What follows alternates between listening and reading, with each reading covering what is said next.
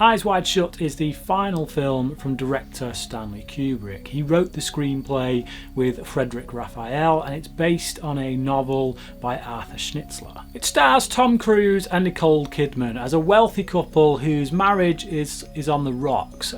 They basically go to this party, a friend of theirs, and they both end up flirting with members of the opposite sex. You know, they kind of part ways at this party and end up flirting. She eventually kind of turns down the guy she's flirting with. Cruise's character, we don't kind of know what's going to happen with him because he gets interrupted, but it looks like he's going to go off with these two women. Anyway, she confronts him about it at night, and then they get into this big argument in which she confesses that she had a sexual fantasy about this man that she once saw in the lobby. Because of this, Cruise's character goes off on this kind of odyssey in which he's confronted by many people and many situations that force him to really take a look at his own thought patterns, his own actions, the way he acts with other women, his sexuality.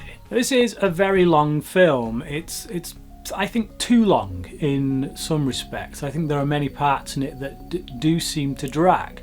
But it's one of those that stays with you. Now, as I was watching it, there were a lot of scenes where I'm thinking, well, what's the point of this? What's all this about? Where are we going here? And I kind of brush it to one side. But it's only after the film is finished that you realise you're still kind of thinking about it. You're mulling it over. It is one of those films, as is often the case with Kubrick. What I don't think is the case with this film, which you normally get with Kubrick, is that I think you can take a lot of what's going on here at face value. Now, a lot of people have suggested that once Tom Cruise's character leaves the apartment and goes on this odyssey, it's all some kind of bizarre dream. I don't believe that, to be honest. I mean, you're free to make your own readings of the film, of course, but for me personally, I take it at face value, and I think what we're seeing happen is what's happening. So what's the importance of that? Well, for me, I think this film is a discussion about thoughts versus actions. And, you know, we often say that what's in the head, it's not as bad as what we do. You know, it's what we do that counts. I think what this film is saying, what it's suggesting or discussing, is the idea that that's simply not true. That we have to take control of our thoughts. You know, that when things pop into our head, do we linger on them or do we push them to one side? Do we recognise the damage that they can cause and push it to one side, or do we linger on it and allow ourselves to experience in our heads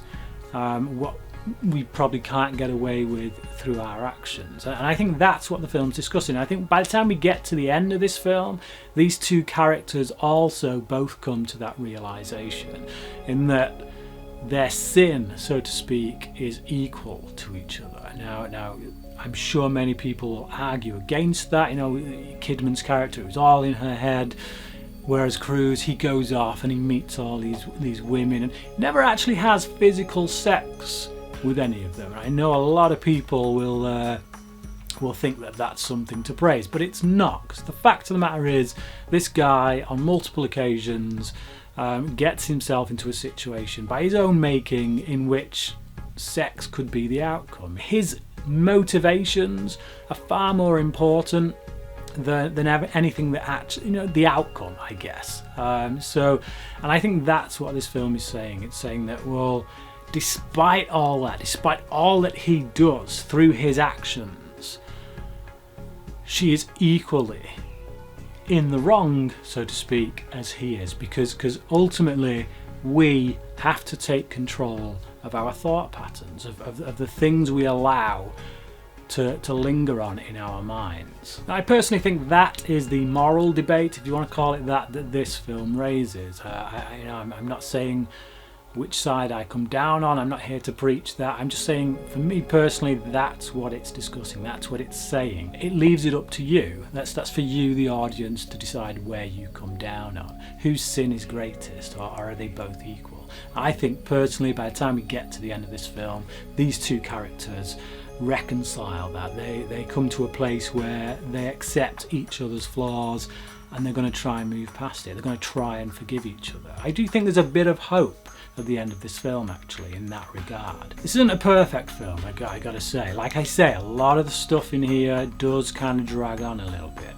The pacing is very slow, and I'm okay with slow-paced films. You know, Blade Runner 2049 was my favourite film last year, but just yeah, sometimes it just feels a little bit episodic. It feels like we you know, Cruise's character, we put him in this situation, then he goes here, then he goes here. But I do think it is all connected, you know, with regards to the themes of the film, the themes that it is exploring. As with any Kubrick film, it is beautiful to look at. You know, you could turn the sound off and just watch for the visuals alone. I do think that the party scene, which obviously is very famous now, it's probably what this film is most famous for, this big orgy scene, I do think it's too much. To be honest, I think it's unnecessary to show as much as we're shown. I don't think you need to go there, and I know a lot of people would probably argue against that and say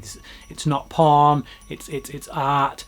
I disagree. I think it's porn as art, or art as porn, whatever however you want to describe it. Either way, I do think that is the case. To me, it feels like you're walking straight through 15 minutes worth of Sodom and Gomorrah, and I don't need to see that. You know, I personally, not my bag, don't need to see it. I think you can convey the things that happen in this place in a much shorter time without seeing half the stuff that we have kind of forced before our eyes.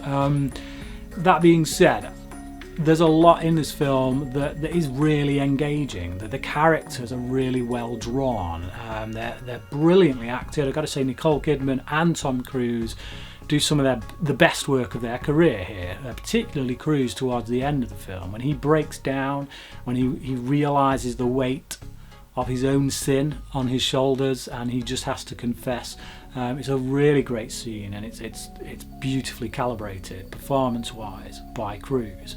Nicole Kidman as well, like I say, throughout. She doesn't get as much screen time as Cruise in this film, but for me, the most interesting parts of the film are when those two are on the screen, in the bedroom, you know, just talking, just thrashing things out, getting these ideas out into the open, you know, exploring sex, the ideas of sex, thoughts about sex, you know, our actions, exploring that through dialogue and just through these two characters. That to me is the most interesting part of the film. Overall, this is a hard film to watch. It's a hard film to get into, but it is engaging, very engaging.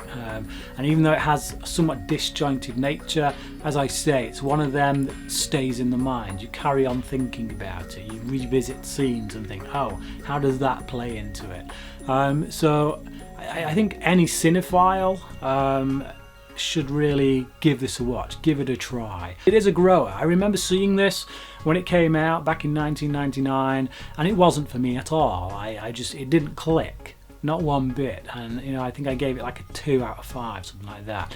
Watching it again now, and I think maybe it's my age, being married, having a child, you know, I can identify a bit more with these people.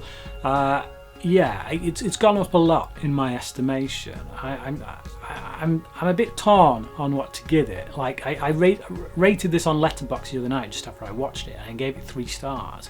But like I say, it's been playing over in my mind since then. I'm thinking I'm gonna have to bump it up. I'm gonna give this a 3.5 right now, but this really does seem like it'll be one of them films that just grows and grows on me as time goes by. Now, of course, this was just a very short review, given how long this film is. It's like a nearly 3-hour film, 2 hours 40 minutes, something like that. So I can't cover everything. I couldn't hope to cover everything that this film talks about or goes into. So I'm sure many people have their own theories about what's going on. It's all subjective. But, you know, what did you think about it? If you've seen this film, what did you think about it? What are your theories about what is going on? Comment below and let me know about them. Until next time, cracking.